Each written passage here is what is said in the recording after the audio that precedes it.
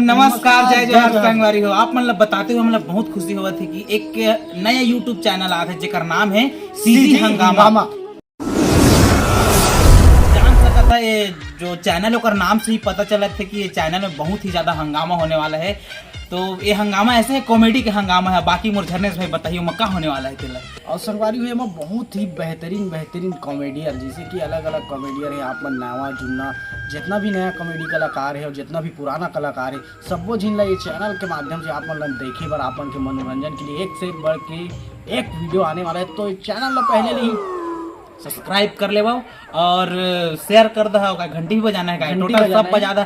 और हाँ, कल सुबह 8 बजे ये चैनल में एक वीडियो आते है भाई, जे अलवा जलवा बनाया ना ऐसे जल्दबाजी में तीजा बाई मन के तीजा गीजा वाला वीडियो है। तो बिल्कुल वो वीडियो ला देखे वरना आज सब्सक्राइब करके रखा संगवारी हो। तो कल आप मन से मिलथन वीडियो के जरिए। जय जोहार, जय छत्तीसगढ़। और चैनल सब्सक्राइब करी चला। जय जोहार।